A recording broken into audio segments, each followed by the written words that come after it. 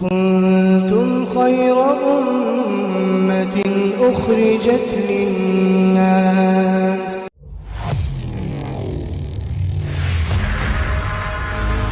اللہ رب العالمین نے یہ جو دعوت کی محنت دی ہے، جو دین کی محنت دی ہے، اسے اصول اور آداب کے ساتھ کرنا ہے۔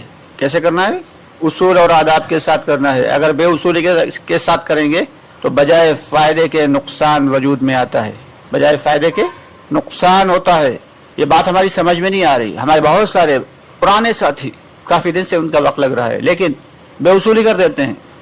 گشت میں بے اصولی، اللہ کے راستے میں بے اصولی، تعلیم میں بے اصولی، اور پھر کہتے ہیں کہ فائدہ نہیں ہو رہا۔ دعوت اگر اصول اور آداب کے ساتھ ہوگی تبھی فائدہ دے گی۔ دوستو، اللہ کے نبی صلی اللہ علیہ وسلم کو بھی اور تمام انبیاء کرام کو بھی اللہ تعالیٰ نے دعوت کے اصول اور آداب سکھائے تھے، دعوت کو سکھایا تھا۔ حضرت الیاس رحمۃ اللہ فرمایا کرتے تھے کہ مجھے جتنی دعوت سکھائی گئی، دعوت کے اصول اور آداب سکھائے گئے، اس کا 1000واں حصہ میں تمہیں سکھا پایا ہوں۔ دوستو، آگے بڑھنے سے پہلے ہمارے چینل کو سبسکرائب ضرور کر لیں اور ہماری ویڈیوز کو زیادہ سے زیادہ لوگوں تک شیئر کریں۔ اب اندازہ لگائیے کہ یہ کتنی اونچی محنت ہے، یہ کتنی اونچی محنت ہے کہ ابھی تو ہم دعوت کی دال سے بھی واقف نہیں ہیں۔ ایک مرتبہ حضرت موسیٰ علیہ السلام اللہ کے راستے میں نکلے ہوئے ہیں، تقریباً 6 لاکھ کی جماعت ساتھ میں ہے، بہت بڑی جماعت ساتھ میں ہے، اور اس جماعت میں کسی ایک شخص سے زنا سرزد ہو گیا۔ دھیان سے بات سنیے گا دوستو، ایک شخص سے زنا سرزد ہو گیا، جس کی وجہ سے اللہ رب العالمین کی پکڑا گئی، اور پوری کی پوری جتنے بھی ساتھی تھے سب میں طاعون کی وبا پھیل گئی، طاعون کی وبا پھیل گئی۔ بہت علاج معالجہ کیا گیا لیکن وبا قابو میں نہیں آئی، یہاں تک کہ 70,000 لوگ انتقال کر گئے، 70,000 لوگ۔ حضرت موسیٰ علیہ السلام نے اور پھر باقی کے ساتھیوں نے بہت رویا، گڑگڑایا، اللہ تعالیٰ سے معافی طلب کی، تب جا کے اللہ کی جانب سے اس وبا سے نجات ملی۔ اسی لیے کہا جاتا ہے کہ جب اللہ کے راستے میں ہو اور جب گشت کے دوران ہو، خصوصاً اپنی، ویسے تو عموماً بھی اپنی نظروں کی حفاظت کرنا ہے، لیکن خصوصاً گشت کے دوران، اللہ کے راستے کے دوران نظروں کی حفاظت کرنا ہے، کیونکہ نظر شیطان کے تیروں میں سے ایک تیر ہے، اور یہ تیر ایسا تیر ہے کہ ایمان تک کو کھا جاتا ہے، ایمان کو بھی سلب کر لیتا ہے۔ دوستو، بات سمجھ بھی نہیں آتی ابھی۔ کتنے ہی ہمارے پرانے ساتھی اور ہمارے نئے ساتھی وقت لگانے والے اور زیادہ وقت لگانے والے، لیکن اصول اور آداب سے واقف نہیں ہیں۔ تو دعوت کو دوستو سیکھنا ہے۔ اگر ہم دعوت کو سیکھیں گے نہیں تو دعوت کی محنت کو من چاہے طریقے سے کریں گے، من چاہے طریقے سے کریں گے، اور اللہ کے یہاں من چاہے طریقے سے دعوت کی محنت قبول نہیں۔ دعوت کے اصول اور آداب ہیں، حکمت کے ساتھ دعوت دینا ہے، اصول اور آداب کے ساتھ دعوت دینا ہے۔ اگر اصول اور آداب کے ساتھ تھوڑا سا بھی کام کیا جائے گا، تھوڑا سا بھی کام کیا جائے گا، تو وہ اللہ تعالیٰ کے یہاں قابل قبول ہوگا۔ ہمارے بہت ساری ساتھی، ہم نے بہت ساری جگہوں پہ دیکھا کہ ساتھی آئے، مسجدوں میں بیٹھے، گشت کیا، گشت کرنے کے بعد اور جیسے ہی جماعت واپس آئی گشت کی، اور پھر اپنے اپنے گھروں کو چلے گئے، اپنے اپنے گھروں کو چلے گئے۔ حالانکہ کوئی بڑے تقاضا نہیں، کسی کو چائے کی حاجت ہے، کسی کو کوئی چھوٹا سا تقاضا ہے، اور کسی کو کوئی تقاضا نہیں ہے، پھر بھی گھر چلے گئے۔ اور پھر مغرب میں جمع ہوئے، اور مغرب میں جمع ہونے کے بعد پھر دین کی دعوت دی، تو بھائی یہ کہاں سے قربانی بن گئی؟ حالانکہ کہا یہ جاتا ہے کہ 2 نمازوں کے بیچ کے وقت کو فارغ کر کے گشت کی محنت کو کرنا ہے۔ 2 نمازوں کے بیچ کی وقت کو فارغ کر کے، یہ جو 1.5-2 گھنٹے ہوتے ہیں، ان کو فارغ کر کے تب دین کی محنت کرنا ہے، تب گشت کرنا ہے۔ اور یہ گشت جو ہے یہ قربانی بنے گا، یہ اللہ کے یہاں قربانی بنے گا، اور قربانی پہ اللہ کی جانب سے ہدایت کے فیصلے آتے ہیں۔ جیسے ہم اپنی وقت کی قربانی دیں گے، اللہ تعالیٰ کے یہاں سے ہدایت کے فیصلے اتریں گے۔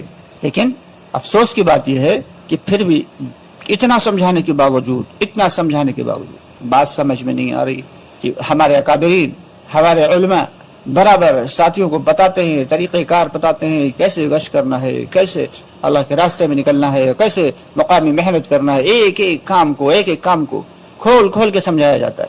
خود میں نے ہر جو ہے شعبے کی اور ہر اصول اور آداب کی ویڈیوز اپلوڈ کر کے رکھی ہوئی ہیں، لیکن لیکن معلوم ہونے کے باوجود افسوس افسوس صد افسوس کہ ہم کام بھی کر رہے ہیں اور پورا فائدہ لے بھی نہیں پا رہے ہیں، اور پھر ہم کہتے ہیں کہ بھائی کام سے کوئی فائدہ نہیں ہو رہا۔ دوستو فائدہ کیوں ہوگا، کیسے ہوگا؟